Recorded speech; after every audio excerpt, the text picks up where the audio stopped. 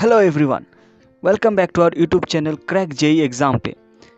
यहाँ आपको preparation strategy के साथ साथ टॉपर गाइडेंस जो कि आपको किसी भी एग्ज़ाम्स को क्रैक करने में सहायता करेगी। तो बने रहें हमारे इस YouTube channel crack JE exam पे। तो चलिए आज हम डिस्कस करेंगे टेक्निकल क्वेश्चन पार्ट 3। ऑलरेडी मैंने पार्ट 1 एंड पार्ट 2 डिस्कस किया हुआ है, जिसका लिंक मैंने डिस्क्रिप्शन बॉक्स में डाला हुआ है। आज हम डिस्कस करेंगे पार्ट 3।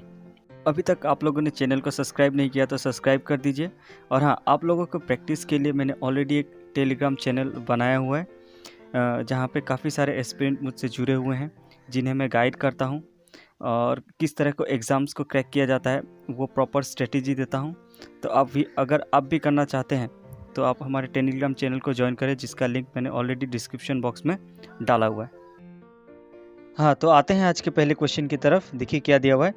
इन CNC programming G code G81 indicates, मतलब कि जो CNC प्रोग्रामिंग होता है ना, जिसमें कोड्स वगैरह होते हैं, उसका G81 क्या इंडिकेट करता है। ठीक है, तो ऑप्शन ए में देखिए क्या दिया हुआ है, थ्रेडिंग केन साइकिल, बी पे दिया हुआ है ड्रिलिंग केन साइकिल, सी पे दिया हुआ है boring can cycle and D पे दिया हुआ है पैक ड्रिलिंग। ठीक है, तो ये आप जस्ट याद रख सकते हो इसका आंसर क्या हो सकता है। तो इसका आंसर है option B, drilling can cycle. तो अगला क्वेश्चन देखिए क्या दिया हुआ है। In CNC programming G code G40 indicates, यानी CNC प्रोग्रामिंग में G40 क्या इंडिकेट्स करता है। ठीक है, तो ऑप्शन ए देखिए क्या दिया हुआ है, cancel cutter radius compensation, B पे दिया हुआ है cutter radius compensation left, C पे दिया हुआ है cutter radius compensation right and option D पे दिया हुआ है रिटर्न होम। तो ये भी आपका बेसिकली CNC प्रोग्रामिंग कोड के ऊपर बेस क्वेश्चन है। तो याद रखिएगा G40 जो इंडिकेट करता है ना, वो है आपका cancel cutter radius compensation, that is option A will be the correct answer. अगला क्वेश्चन देखिए क्या दिया हुआ है, the operation used to enlarge already existing hole is called, यानी कि जो ऑलरेडी होल किया गया हुआ है ड्रिलिंग से, उसको अगर हम एनलार्ज करना चाहें तो किस प्रोसेस से करेंगे। तो ऑप्शन ए पे दिया हुआ है नर्लिंग, बी पे दिया हुआ है कॉन्टूरिंग, सी पे दिया हुआ है बोरिंग एंड डी पे दिया हुआ है ड्रिलिंग। ठीक है, तो इसका ऑप्शन आप याद रखिएगा क्या होगा, इसका ऑप्शन होगा आपका boring, that is C will be the correct answer. ठीक है, तो आफ्टर हम लोग ड्रिलिंग क्या ऑपरेशन परफॉर्म करते हैं, अगर आपको एग्जिस्टिंग होल को बड़ा करना है तो उसके लिए हम कौन सा ऑपरेशन यूज करेंगे, तो बेसिकली बोरिंग यूज किया जाता है। So option C will be the correct answer.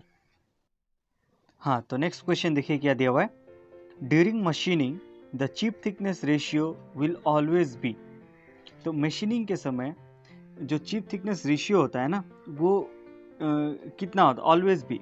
ठीक है, तो ऑप्शन ए पे देखिए लेस देन 2, बी पे लेस देन 1, सी पे ग्रेटर देन 1, डी पे ग्रेटर देन 2। तो वो चिप थिकनेस रेशियो बेसिकली कितना होता है, तो हमेशा याद रखिएगा चिप थिकनेस रेशियो क्या होता है, तो वो होता है आपका uncut chip thickness divided by chip thickness. तो इसका जो रेशियो होता है ना, वो हमेशा क्या होता है, लेस देन 1 होता है।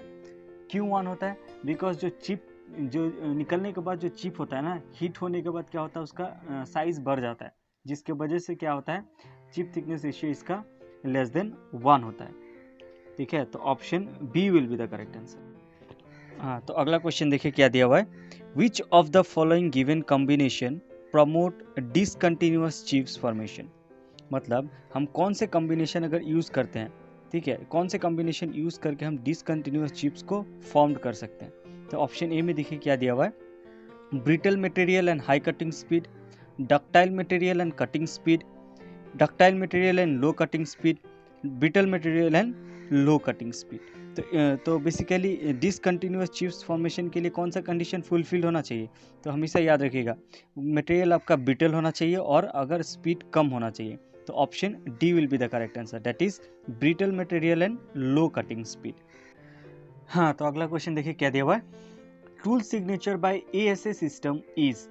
तो ये बेसिकली टूल सिग्नेचर जो डेजिग्नेट किया जाता है ना, इस तरह किया जाता है। तो देखिए क्या दिया हुआ है, 3-4-5-6-10-10-12-0.4। तो इनमें से बात पूछा गया है आपको कि and relief angle of tool is, इसमें से एंड रिलीफ एंगल टूल कौन सा है। तो सबसे पहले जान लीजिए, टूल डेजिग्नेट करने के 2 सिस्टम होते हैं, एक होता है आपका अमेरिकन सिस्टम और दूसरा होता है आपका ऑर्थोगोनल रैक सिस्टम। तो ये बेसिकली जो है ना, ये अमेरिकन सिस्टम है।